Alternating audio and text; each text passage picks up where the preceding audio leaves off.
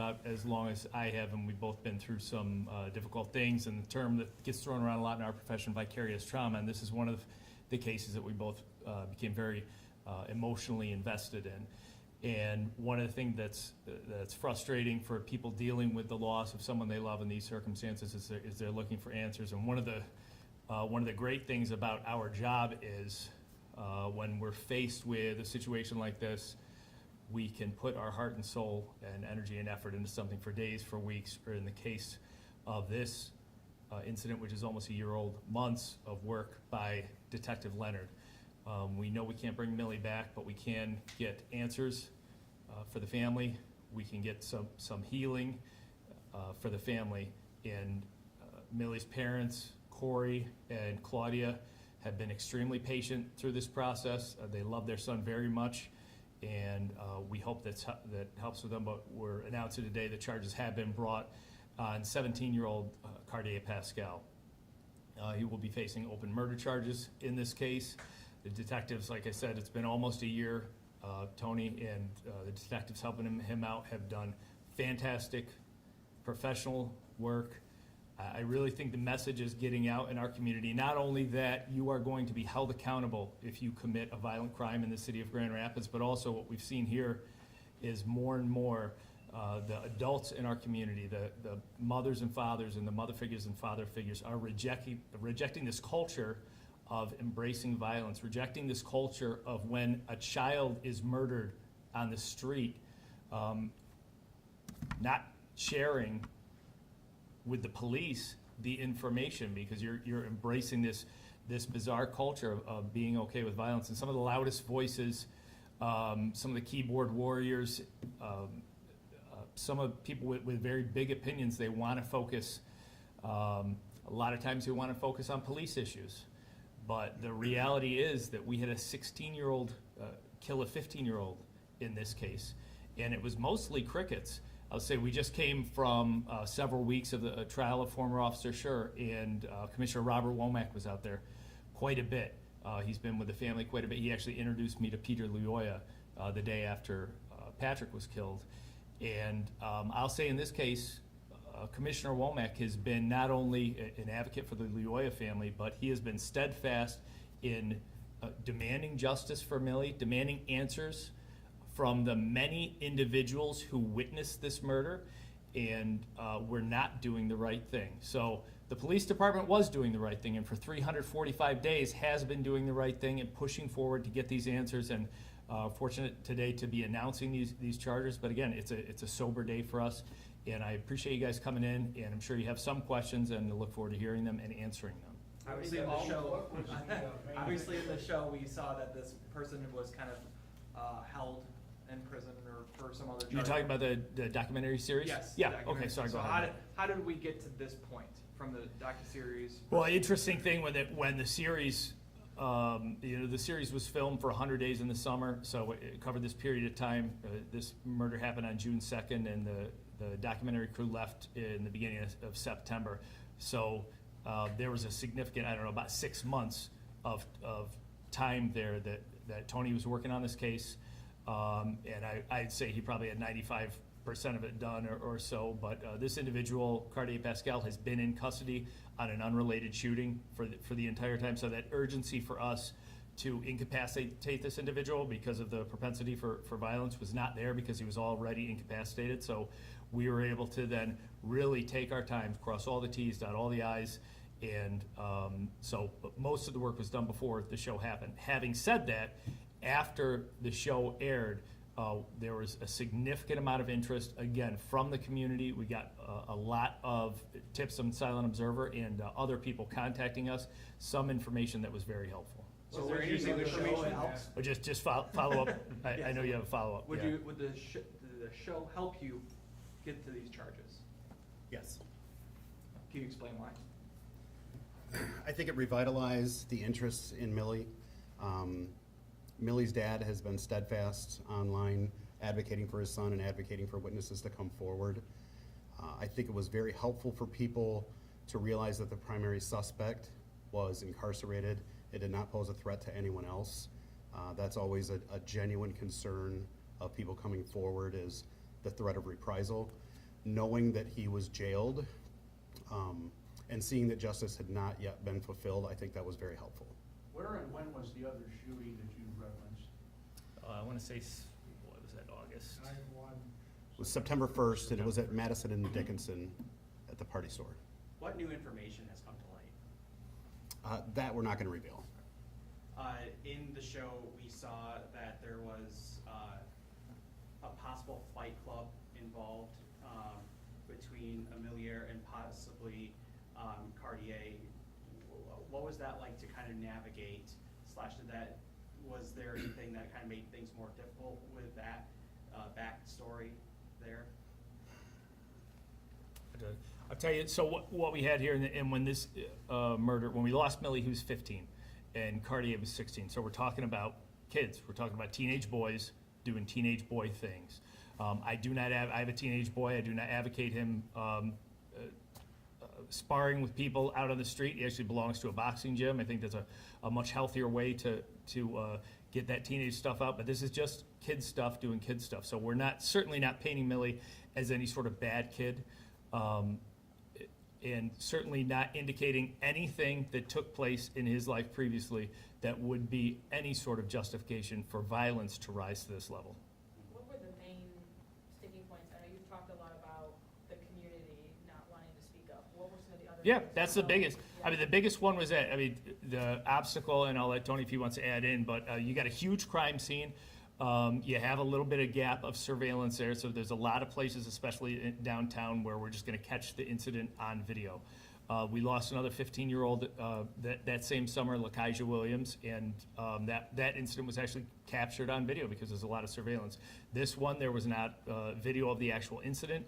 We knew that there was running involved. We knew that there were numerous people, so huge crime scene, which is a very large area to canvas. And then we know that there's a lot of young people that are living in a culture that refuses to cooperate with the police, or at the time at least was refusing to cooperate with the police. And maybe more alarming, what we weren't getting was support from the adults in these kids' lives to say, this is not the time when a 15-year-old boy is murdered. That is not the time to say, I'm going to hold a code of the street. I'm not going to be a snitch. I'm not going to talk. That is the time to say, we're all in this world together. We're all humans. We need to act like we care about each other and love each other. And as a parent, you have to realize that it might not be your 15-year-old kid that was shot and killed today, but your 15-year-old kid, if you have one, is living in a world where that could happen, and you've got, a dozen other kids who are going to go back to their house and say, well, I'm not saying anything.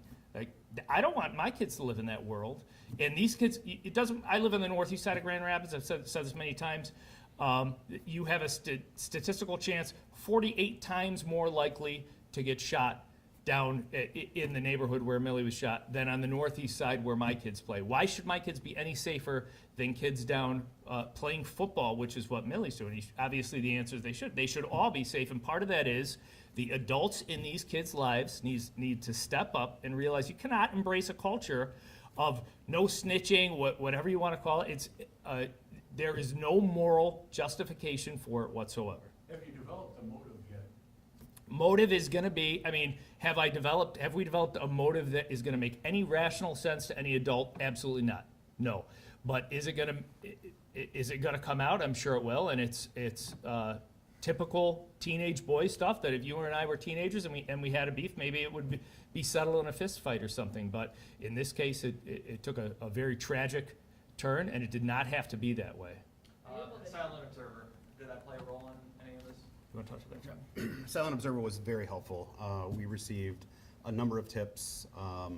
The more viable ones were fully vetted, and we still want information. And to follow up on your question, it's not just people not reluctant to, or that are reluctant to come forward, but we interviewed hundreds of people.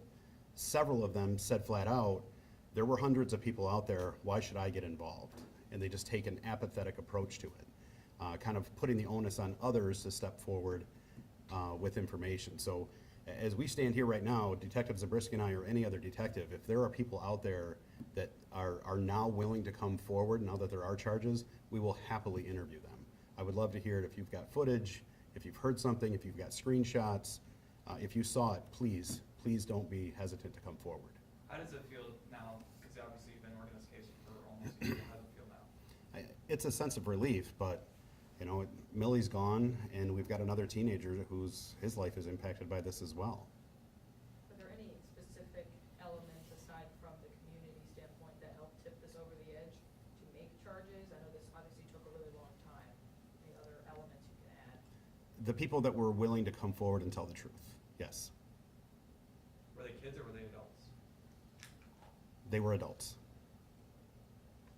Was there any correlation between the September shooting and Amelia shooting? We know that the groups were loosely affiliated, but I don't think there's a direct correlation. Court documents had shown that Cartier Pascal had admitted to multiple people that he had done this. Did that at all play into this? Did those people end up coming forward? So we would rather that come out in court.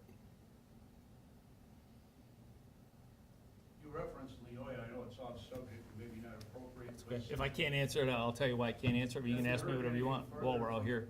Prosecution, whether they're going to pursue another trial in the Leoya case. I have not, no. No. Obviously, we're starting to get to the warmer months. Anything you want to say to the community? We're headed in the right direction. As you all probably know, we lost two souls this year, both from to domestic-related violence, a 12-year-old and an adult woman in a violent domestic relationship, but we haven't had an individual that was killed by gunfire yet this year. And I would love to go through the entire year of 2025 with that. Last year, like this was almost a year ago for last year, and then we lost Lakaija. The message has been consistent, and that is the adults in this city, the mothers and fathers and mother figures and father figures need to stand up, be adults, take an interest in their kids' lives. If you have the capacity to be a mentor to other young people in this community, do so. But our young people, they need help, they need mentorship, they need to know that this lifestyle of violence is just going to lead to one thing or another, and you see it in this case, incarceration or serious injury or death. So that's the message. Has the show helped in any other cases? I know we've gotten a lot of information, but if I recall, all of the other cases are, I believe that the cases so far that have gone through have been closed by arrest. There's one case, actually, a case that Tony worked on, which is still open and under investigation, and I don't know if you have anything. We've actually just had a witness come forward last week. Is that the cemetery one? Yep, and they've yet to be interviewed. Any other elements of evidence you can talk about that bring light? Did he ever admit to this to you all? I know the documentary brought up phone evidence, things like that. Any other details you can share? I'll leave it up to you, Tony, if there's anything else you want to share. I'd rather not share it right now. Okay, but it will obviously all come out in the court process. Brad, I know you got something else. What else you got? No? Have you talked to family members? Yes. What was that reaction? What was that like? Legally, we need to notify Cardi's parents. I also notified his lawyer, because he's retained counsel on the other case.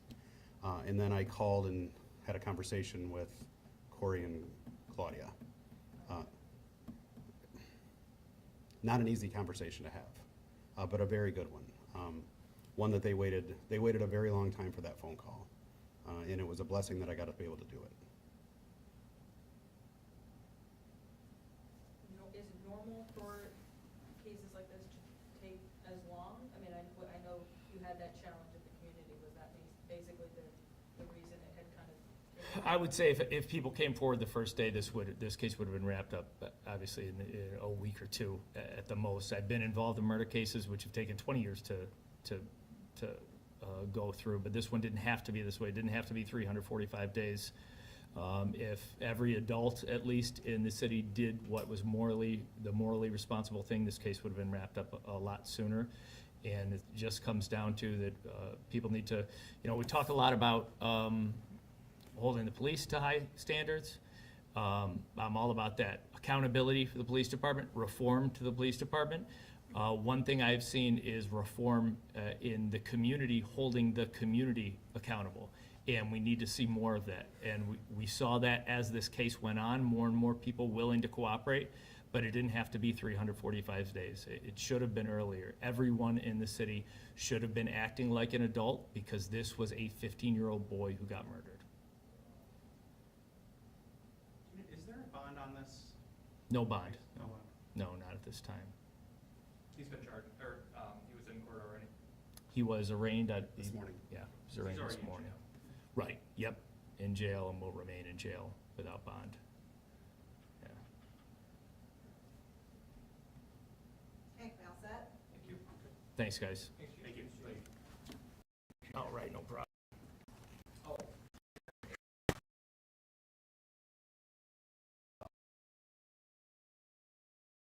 Tony? Yes. T-O-N-Y, yep.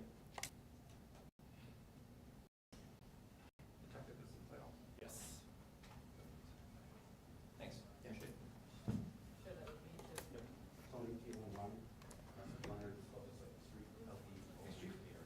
Thanks for coming. No problem. Didn't even see it. Didn't see it one bit.